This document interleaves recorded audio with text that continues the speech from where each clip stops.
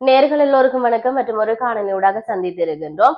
இன்றைய தினம் எல்லோரும் பரபரப்பான நேரம். இந்த பள்ளிக்கூடத்துல எந்த மாணவி இல்லாட்டி எந்த மாணவன் காபோதர உயர்தர பரீட்சையில பெறுபேறுகளை முதலிடம் பிடித்தான், இரண்டாம் இடம் பிடித்தான், என்னுடைய பிள்ளை இத்தனை புள்ளிகளை பெற்றிருக்கின்றது, இந்த பொறுப்பேற்றை பெற்றிருக்கின்றது என்பதுதான் எல்லோருடைய கேள்விகளாகவும் இருந்தது. நேற்று நள்ளிரவுல காபோதர உயர்தர பரீட்சைக்கான முடிவுகள் வெளிவந்திருந்தன. அதன் பிற்பாடு போட்டிகள் போன்று அந்த விடயம் மாத்திரமே சமூக வலைத்தளத்திலையும் சரி, உறவுகளிடமும் சரி, பாடசாலையிடமும் சரி, எல்லா இடத்திலையும் அதுதான் பரவலாக பேசப்பட்டு கொண்டிருக்கிறது.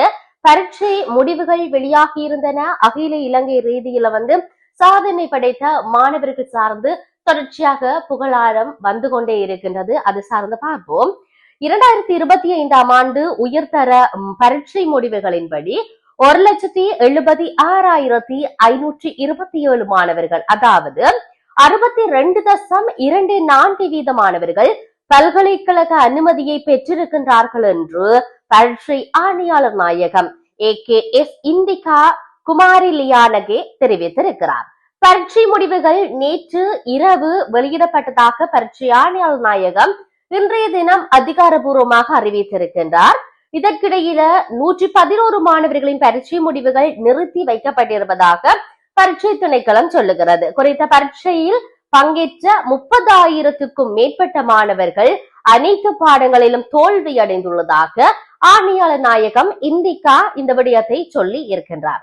அனைத்து பாடங்களிலும் தேர்ச்சி பெற்ற பாடசாலை பரீட்சார்த்திகளின் எண்ணிக்கை 7,477 ஆகும். இது 3.38 ஆகும். மேலும் 823 தனி பரீட்சார்த்திகளும் அனைத்து பாடங்களிலும் தேர்ச்சி பெற்றிருக்கின்றார்கள்.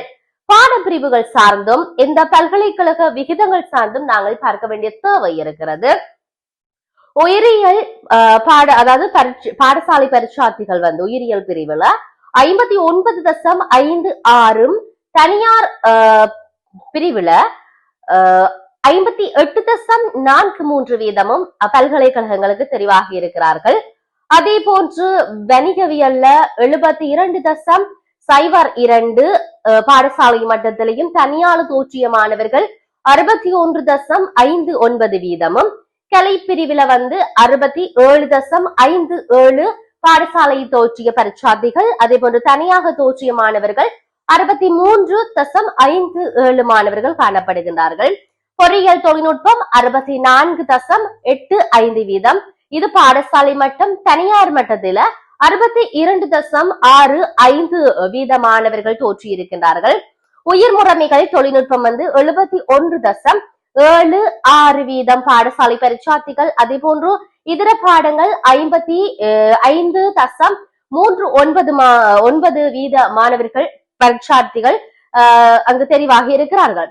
மாகாண ரீதியாக பல்கலைக்கழக சதவீதங்கள் சார்ந்து பார்க்கலாம். சேர்க்கைக்கு மேற்கு 69.42, வடமேற்கு 68.48, வடக்கு 66.91, கிழக்கு 66.32, தெற்கு 65.69, சப்ரகமுவ 64.97, ஊவா 63.53, அதே போன்று மத்திய 63.04, வடமத்திய 60.91% மாணவர்கள்.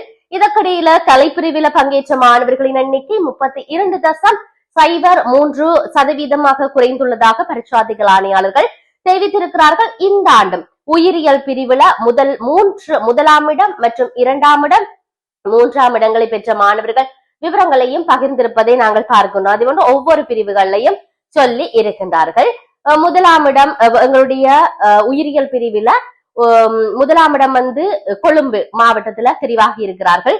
அதே போன்று இயற்பியல் பிரிவுல கிளிநொச்சி மகா வித்தியாலய மாணவன் முதலாம் இடம், வணிக பிரிவுல காத்தாங்குடி மத்திய கல்லூரி மாணவன் முதலாம் இடம், அதே போன்று கலை பிரிவுல குர்நாகல் மாவட்டம் பிரதிபலித்திருக்கின்றது. அதே போன்று பொறியியல் தொழில்நுட்ப பிரிவுல கம்பஹா மாவட்டம் பிரதிபலித்திருக்கின்றது. உயிரியல் அமைப்புகள் தொழில்நுட்ப பிரிவுல கம்பஹா மாவட்டம் என்று இவ்வாறு மாணவர்களுடைய இம்முறை பரீட்சை சார்ந்த அவர்களுடைய விகிதங்கள் பெறுபேறுகள் காணப்படுகின்றது. பாடசாலைகள் இன்னும் இதைவிட பெறுபேறுகளை முழுமை அடைய வேண்டும் என்று சொல்லி இன்றைய தினமே அங்கு கூட்டங்கள் இடம்பெற்றிருக்க ஒரு முடிவுகளை எடுத்திருப்பார்கள். பெற்றோர்கள் என்னுடைய பிள்ளைகள் இனி என்ன செய்ய போகின்றார்கள், அவருடைய கல்வி வாழ்க்கை இனி அடுத்த கட்டத்தை நோக்கி நகர்வதற்கு என்ன வாரான நடவடிக்கைகள் என்பது சொந்தலாம் சிந்தித்திருப்பார்கள்.